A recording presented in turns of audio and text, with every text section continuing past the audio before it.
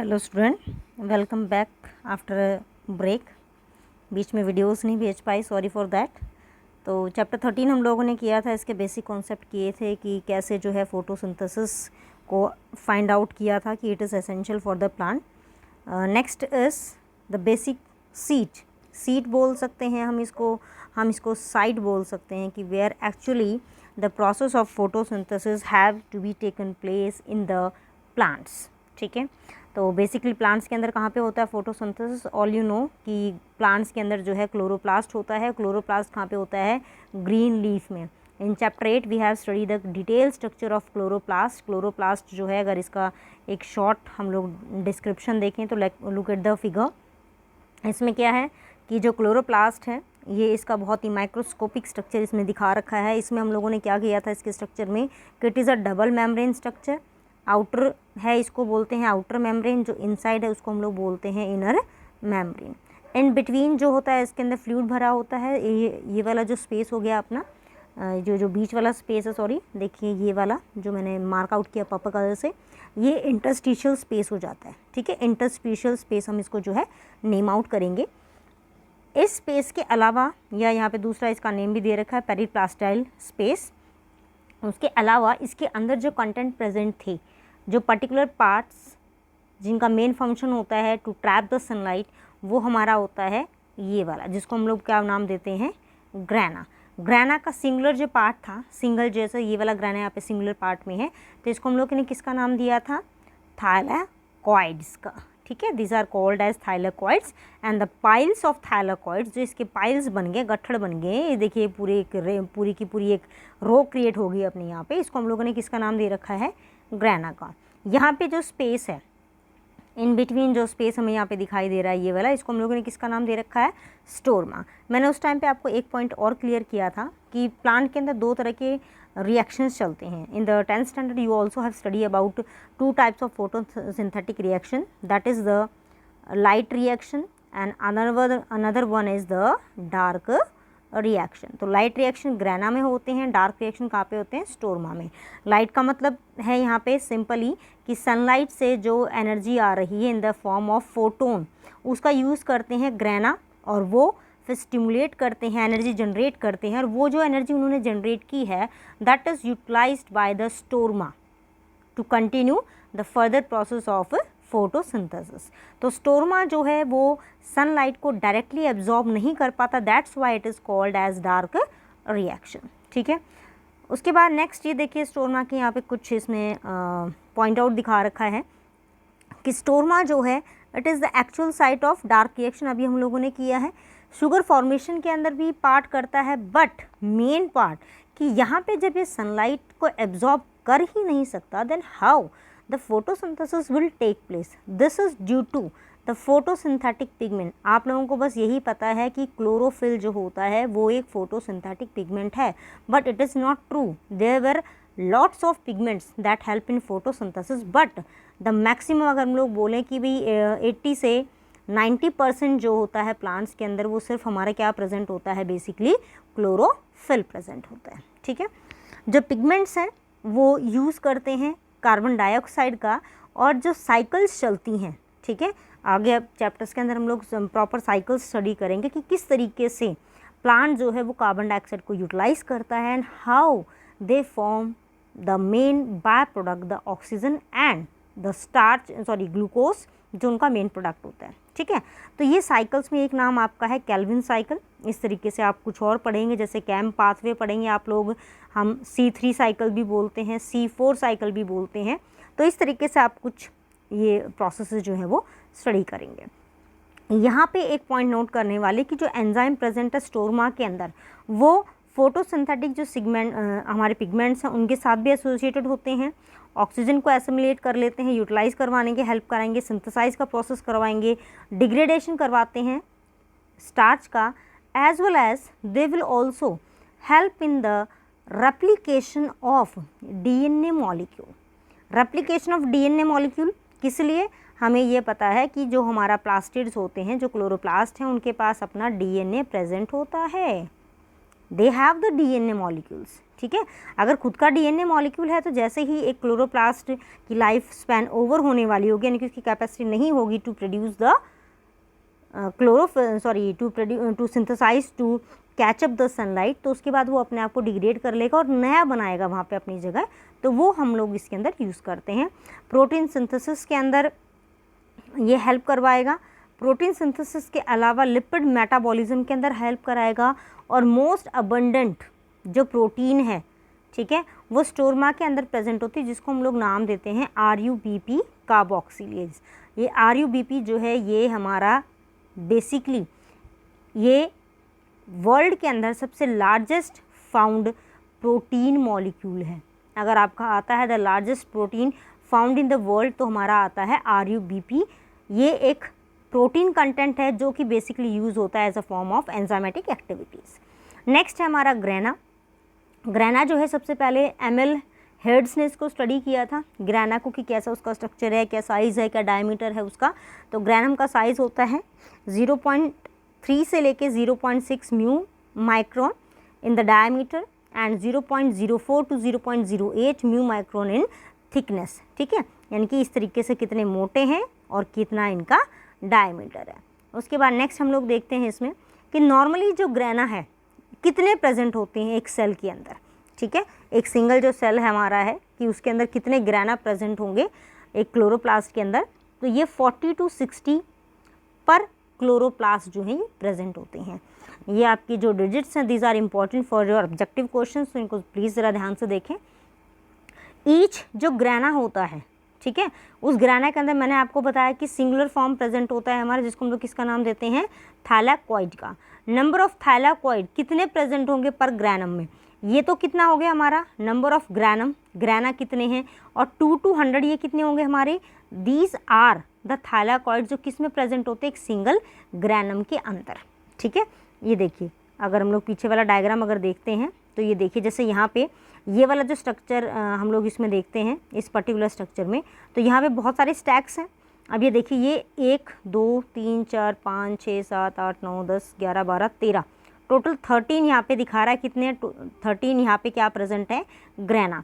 अगर हम इनको इंडिविजुअली काउंट करें, जैसे ये एक स्टैक बन गया तो ये ग्रैना का ही है, इसके अंदर कितने थैलाकॉइड्स प्रेजेंट है, ओनली 2 थैलाकॉइड्स। अगर हम सेंटर वाले को देखते हैं तो सेंटर वाले में कितने हैं, it's 1 2 3 4 5 6 7 8 I think it's round about 15, ठीक है। तो 15 जो है इसके अंदर प्रेजेंट है। तो ये यहाँ पे जो पॉइंट है मैं आपको क्लियर करना चाह रही हूँ ये वाला, कि ये 2 to 10 यहाँ पे किसको इंडिकेट कर रहा है।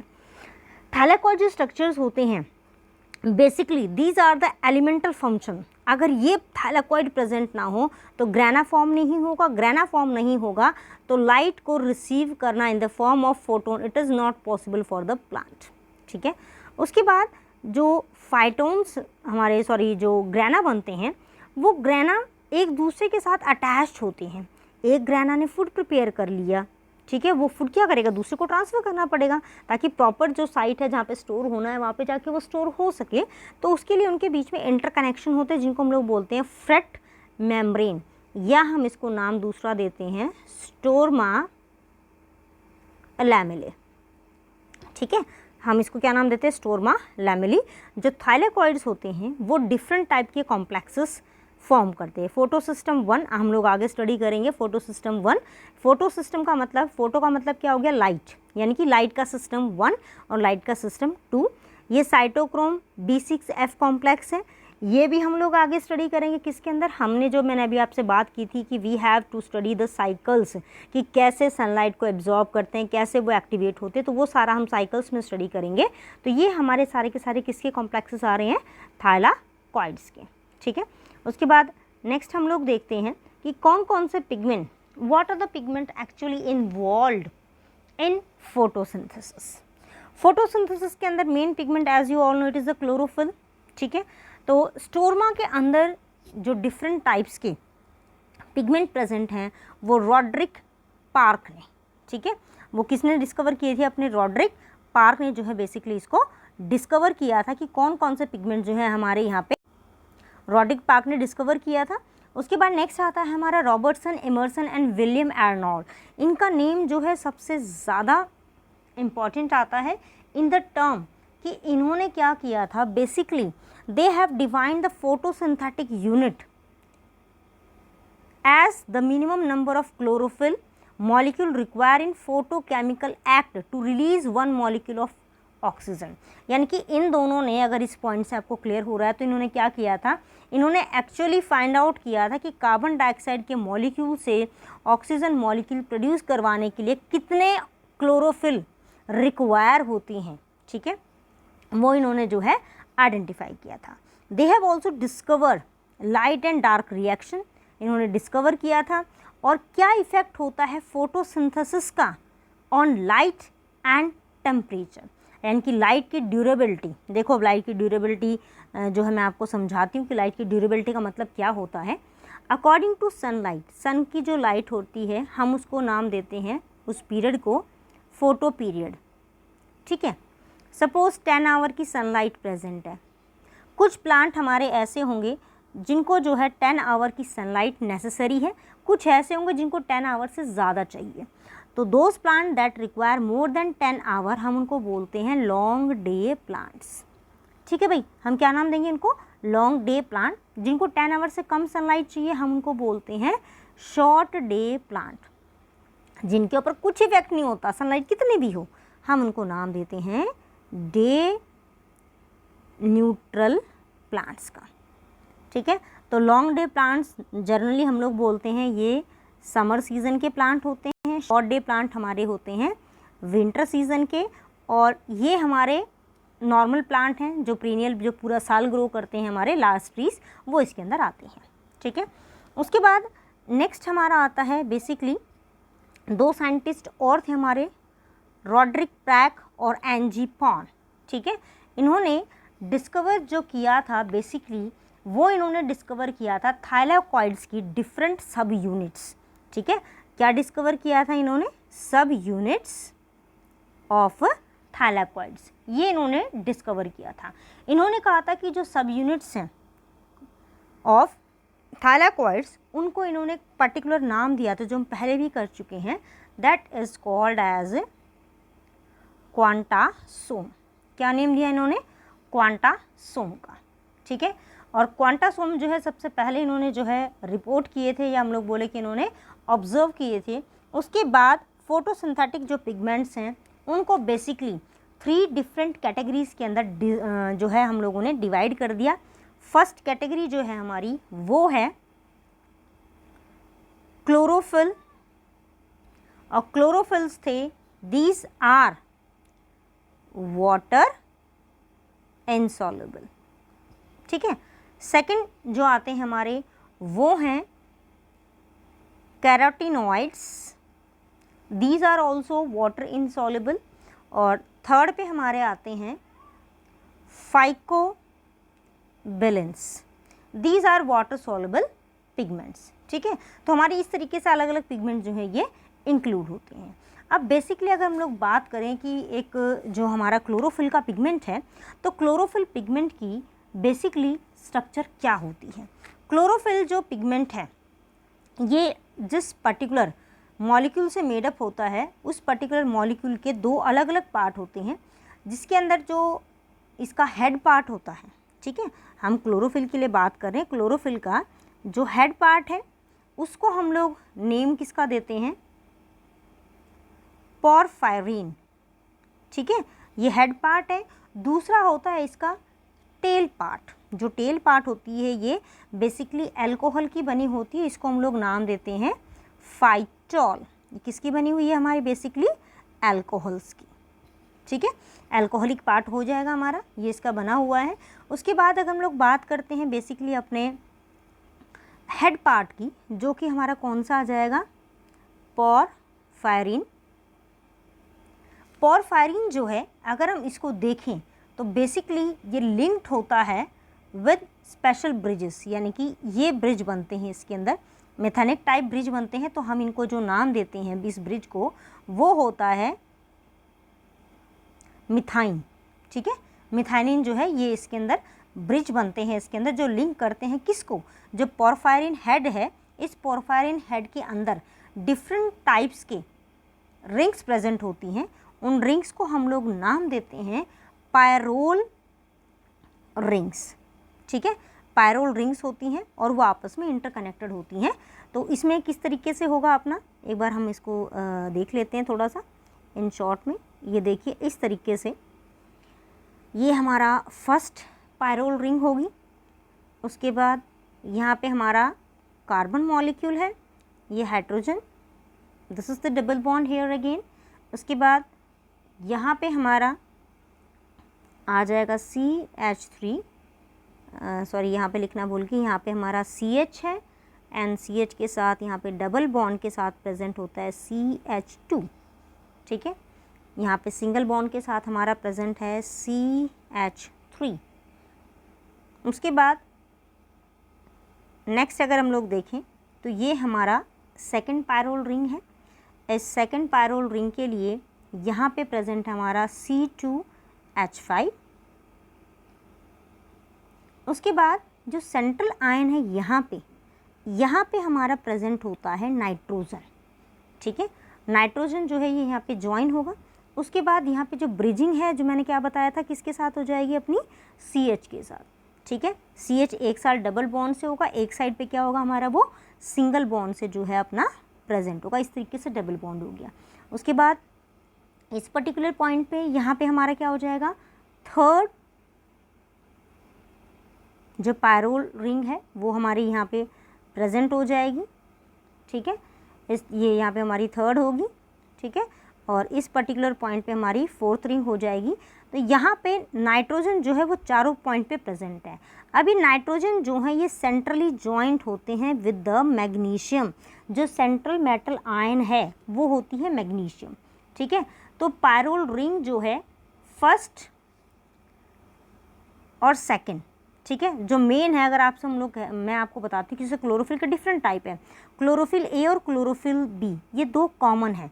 अगर हम इसके अंदर बात करना चाहें ए और बी को हम डिफ्रेंशिएट कैसे करते हैं, तो ए और बी को डिफ्रेंशिएट करने के लिए हमें कुछ नहीं देखना, we have to study about the second pyrrole ring. ये देखिए सेकेंड पायरोल रिंग जो आपको दिख रही है, अब इस सेकेंड पायरोल रिंग को हम लोगों ने जो है बेसिकली स्टडी करना होता है। इस सेकेंड पायरोल रिंग के बेसिस के ऊपर हम डिफ्रेंशिएट कर सकते हैं कि which is chlorophyll a and which is chlorophyll B.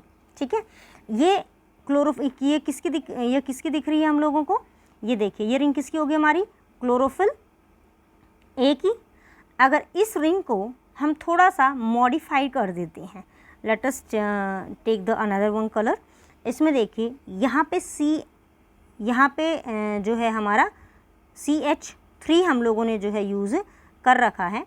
तो CH3 जो है इसके रिप्लेसमेंट में in chlorophyll b there is another one compound called as the ketone CHO।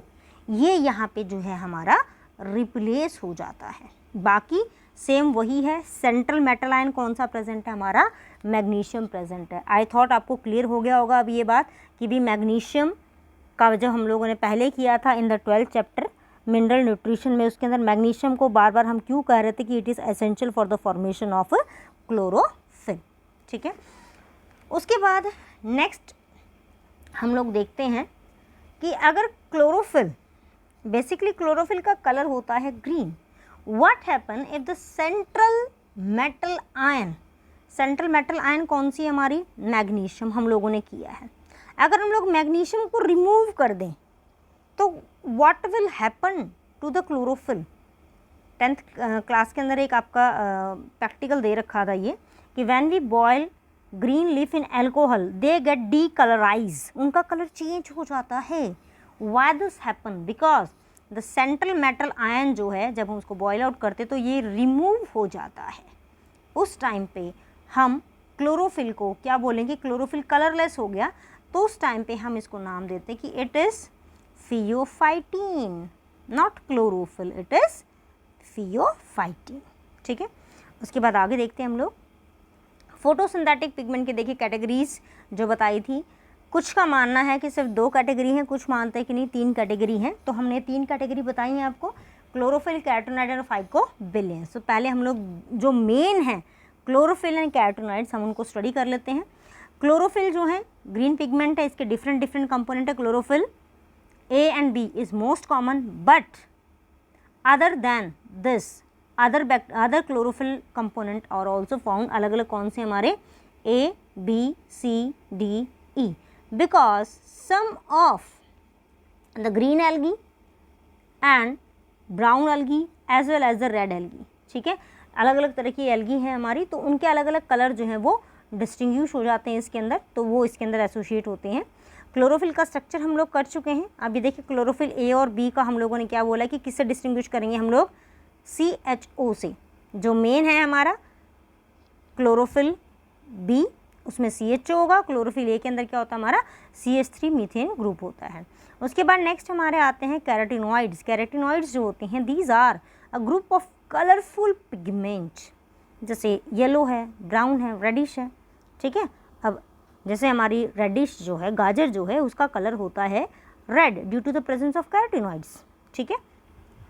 उसके बाद नेक्स्ट हम लोग देखते हैं कि ये जो कलर्स हैं, या हम लोग बात करें कि ये जो अदर पिगमेंट हैं, why are they necessary for the plant, because plant के अंदर जो हम लोगों ने एक बात की है सनलाइट को एब्जॉर्ब करने की, वो जो इनकी कैपेसिटी होती है सनलाइट को एब्जॉर्ब करने की, वो सबकी डिफरेंट डिफरेंट होती है।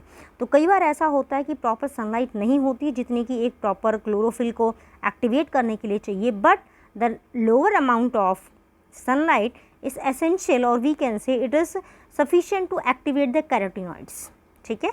And these are also called as accessory pigment, because without this chlorophyll doesn't complete the work of photosynthesis।